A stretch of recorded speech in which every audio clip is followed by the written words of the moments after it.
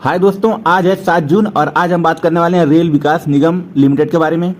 यह रेलवे की दमदार कंपनी है और आज इसने बहुत बड़ी तेजी दिखाई है। लगभग 10% की तेजी आज इसने दिखा रहा है। तो चलिए बताते हैं कि आज इतना शेयर क्यों भागा और आगे भी यह भागेगा या नहीं, इस वीडियो में समझते हैं। तो रेल विकास निगम का आज जो शेयर है वह ट्रेड कर रहा है इस समय 129 रुपये पर। और आप पिछले एक महीने का ग्राफ देखो तो यह लगातार गिर रहा था। यह 135 रुपये से लेकर 113 रुपये तक गया था और थोड़ा बहुत करेक्शन भी किया उसके बाद। और आज एक ही दिन में, सिर्फ एक दिन में बहुत बड़ी तेजी यहाँ पर देखने को मिली है। तेजी का जो सबसे बड़ा वजह है वह है जो सर्किट है उसका चेंज होना। तो पहले यहाँ पर 5% का सर्किट लग था, अब वह बढ़कर सीधे 20% हो गया है। और यही वजह है कि आज इसने एक दिन में बहुत बड़ी रफ्तार दिखाई है। मतलब कि अगर शेयर उस समय गिरता तो 5% ही गिरता, अगर बढ़ता तो 5% ही बढ़ता, लेकिन वह चेंज होकर सीधे 20% का हो गया है। तो इस समय इसका 10% सर्किट चल रहा है। तो रेलवे के आज जो सभी शेयर हैं लगभग सभी में 5%, 7%, 10% की तेजी आई है। चाहे वह IRFC का शेयर हुआ, चाहे यूरोकॉन का शेयर हुआ, सब में तेजी आई। तो रेलवे के सभी शेयर हैं आज बहुत अच्छे खासे बढ़ते हुए नजर आ रहे हैं। उसमें सबसे ज़्यादा बढ़ा है रेल विकास निगम लिमिटेड। तो आप देख सकते हैं कि रेल विकास निगम लिमिटेड ने बहुत बड़ी रफ्तार पकड़ी है पिछले कुछ महीनों में। तो अगर आप जनवरी से लेकर अब तक देखें तो पैसा जो लगाया था उसका डबल हो चुका है अब तक।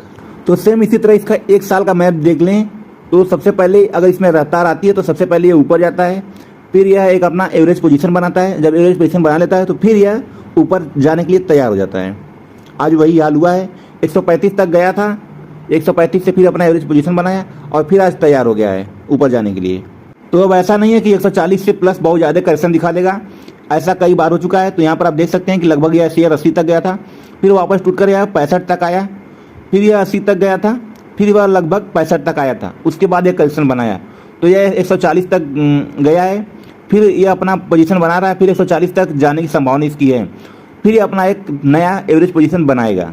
तो ऐसा नहीं है कि 140 से बहुत ऊपर भाग जाएगा। अगर भागता भी है तो अपना एक एवरेज पोजीशन बनाकर ही भागेगा, कुछ समय देकर भागेगा। ऐसा नहीं है कि यह थोड़ा पोजीशन बनाएगा, कुछ समय के लिए रुकेगा फिर भाग जाएगा। तो यह कुछ समय के लिए अपना एवरेज पोजीशन बनाकर ट्रेड करेगा और फिर मौका मिलते ही यह अपना रफ्तार के साथ आगे बढ़ेगा। और सबसे बड़ी बात है कि इसको हर महीने कोई ना कोई ऑर्डर मिलता रहता है, 2, 3, 4। तो आप देख सकते हैं यहाँ पर, तो देखिए यहाँ पर ऑर्डर मिले हैं और फिर यहाँ पर ऑर्डर मिले हैं 2250 करोड़ के, और NHI का ऑर्डर मिल गया और हाईवे का ऑर्डर मिल गया। तो इंडिया में आप देखें तो ये शेयर इस समय भाग रहे हैं। अगर रेलवे का अन्य देशों से तुलना की जाए तो अभी इंडियन रेलवे बहुत पीछे है, उसको अत्याधुनिक बनाया जा रहा है और सरकार इस पर बहुत अच्छा खासा पैसा इन्वेस्ट कर रही है। तो जाहिर सी बात है सरकार जब इस पर पैसा खर्च करेगी, इसे ऑर्डर मिलेगा अच्छा, तो यह शेयर भागेगा ही। और आने वाले समय में यह शेयर बहुत ज़्यादा ऊपर जा सकता है कि जितना आप अनुमान भी नहीं लगा सकते इस शेयर को वहाँ तक जाने का। यहाँ पर हम देख सकते हैं लगभग एक महीने में इस कंपनी में लगभग 2.5% का ग्रोथ है, 6 महीने में 61% और एक साल में 275% का ग्रोथ हुआ है। और अभी भी जो इसका पी रेशियो है वह एवरेज इंडस्ट्री से कम है और इसका करंट रेशियो भी अच्छा है, 2 के आसपास का है। ROE अगर देखा जाए पिछले 3 सालों में तो 18 का देखने को मिल रहा है और नेट प्रॉफिट मार्जिन भी बहुत अच्छा है यहाँ पर इसका। तो इसमें निगेटिव की बात की जाए तो बस इसका हाई डेब्ट इक्विटी रेशियो है जो कि 1 के ऊपर चला गया है, 1.03 है। मार्केट कैप की बात की जाए तो इसका 25,000 करोड़ से ज़्यादा देखने को मिल रहा है और यह कंपनी डिविडेंड भी अच्छा पे कर रहा है।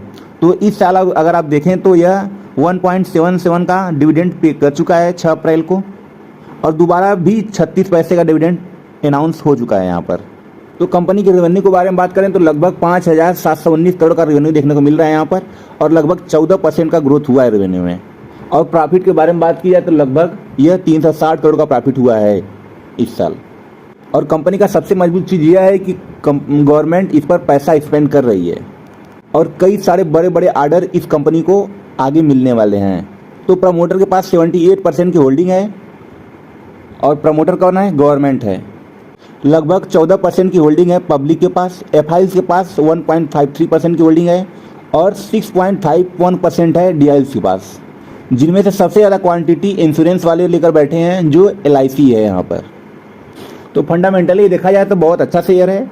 अगर इस शेयर में फ्रेश एंट्री की बात की जाए, इस शेयर को बाई करने की, तो इस समय अभी सही मौका नहीं है इसको खरीदने का, क्योंकि 2022 के चार्ट के हिसाब से देखा जाए तो यह शेयर पहले 80 तक था, फिर 65 तक गया है, फिर 80 को तोड़कर ऊपर गया है।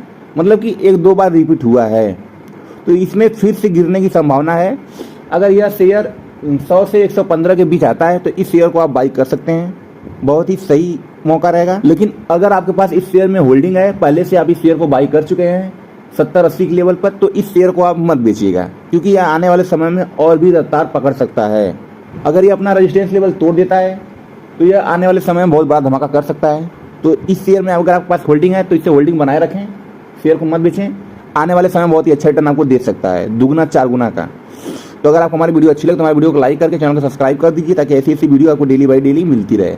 धन्यवाद। जय हिंद, जय भारत। आपका दिन शुभ हो।